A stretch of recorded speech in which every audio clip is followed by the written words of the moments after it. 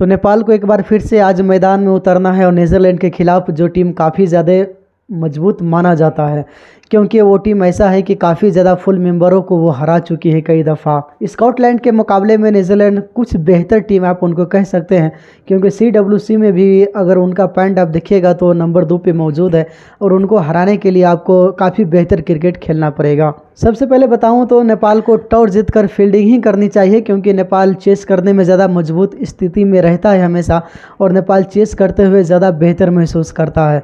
अगर नीदरलैंड पहले बैटिंग करती है तो ज़्यादा से ज़्यादा आप जहन में रखिएगा कि 250 से ऊपर का टोटल नहीं होना चाहिए, क्योंकि ज़्यादा लंबा टोटल होता है तो हमारे बैटरों के साथ जो प्रॉब्लम है वो होने लगता है।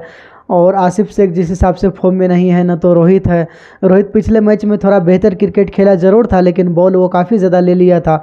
इसके बाद दीपेंद्र सिंह आयरी वनडे में ऐसा लगता है कि जैसे कि उनको बॉल नज़र ही नहीं आ रहा है। न तो आरिफ शेख चल सका था पिछले मैच में। ज़रूरी है कि बैटरों को अंदर सुधार किया जाए और बीच में जो पार्टनरशिप होता है उनको काफ़ी लंबा तक खींच के ले जाया जाए, क्योंकि अगर आप मैदान में सेट हो जाते हैं, क्रीज पे आप जम जाते हैं, तो आपकी कोशिश होना चाहिए कि जितना लंबा हो सके इतना लंबा मैं खेलने की कोशिश करूं। और जब तक आप क्रीज पे ठहरने का नहीं सीखिएगा, जब तक आप एक बेहतर खिलाड़ी नहीं बन सकते हैं। अगर आप क्रीज पे ठहरना सीख लीजिएगा तो इससे बेहतर कोई बात नहीं है नेपाल क्रिकेट के लिए। और नेपाल क्रिकेट को ऐसा ही खिलाड़ी चाहिए जो क्रीज पे वक्त गुजारना जानता हो, और आसिफ शेख उस टाइप का खिलाड़ी है। अगर वो अड़ जाता है तो काफ़ी लंबा मैच को लेकर जाता ज़रूर है। और आरिफ शेख भी है, रोहित पौरेल भी है, भीम सार्की भी है, जितना भी खिलाड़ी है सब क्रीज पे जमना जानता है, लेकिन ज़्यादा लंबा तक वो नहीं चल पाता है।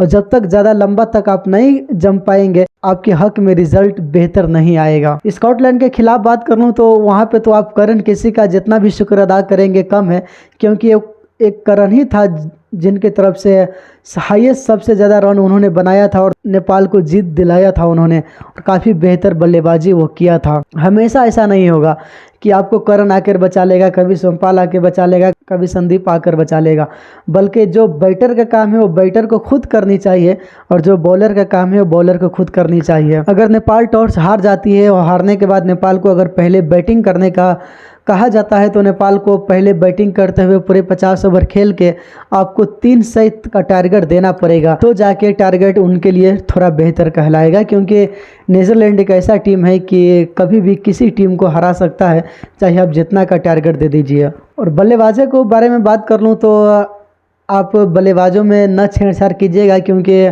जिस 11 के साथ आप पिछले मैच में उतरे थे, इसी 11 के साथ आज भी उतरिएगा मैदान में। कोशिश होनी चाहिए कि जिन खिलाड़ी की तरफ से रन नहीं आया है उनके बल्ले से रन आना चाहिए। और बॉलिंग के बारे में बताऊं तो रिजन ढकाल को आप आराम देना चाहते हैं तो दे सकते हैं, क्योंकि दूसरा ऑप्शन हमारे पास नंदन यादव के रूप में बेहतर मौजूद है, क्योंकि उन्होंने कई दफ़ा अपनी गेंदबाजी से बेहतर गेंदबाजी करके वो दिखाया है।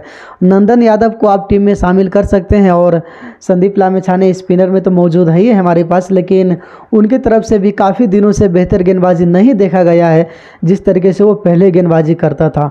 यानी पहले उनका वक्त ऐसा था कि जिस वक्त नेपाल को विकेट की ज़रूरत थी उस वक्त आकर वो विकेट ज़रूर दिलाता था, लेकिन अभी कुछ दिनों से उनसे वो काम नहीं हो पा रहा है। बल्कि अगर आप पिछले मैच में भी देखिएगा तो संदीप की तरफ से लास्ट में जाके एक विकेट आया था। सिर्फ एक विकेट अगर संदीप लामिछाने लेगा तो उससे काम नहीं चलेगा, क्योंकि आप टीम में मेन गेंदबाज के रूप में मौजूद रहते हैं, और जिस वक्त भी नेपाल क्रिकेट को विकेट की ज़रूरत है उस वक्त आपको विकेट दिलाना पड़ेगा। क्योंकि नेपाल क्रिकेट में जितना भी फैन है वो हमेशा उम्मीद लगाया रहता है कि संदीप आएगा और हमको विकेट लेकर ज़रूर देगा। तो उम्मीद करता हूँ कि जब आज आप मैदान में उतरिएगा गेंदबाजी करने के लिए तो आप बेहतर गेंदबाजी कर सके, और विकेट को आप जब ज़रूरत पड़े नेपाल को उस वक्त आप विकेट लेकर दे। तो आप लोगों को क्या लगता है कि नेपाल को टॉस जीतकर क्या करनी चाहिए, पहले बैटिंग या पहले गेंदबाजी? आप कमेंट करके बता सकते हैं। तो चलिए आज के लिए इतना ही।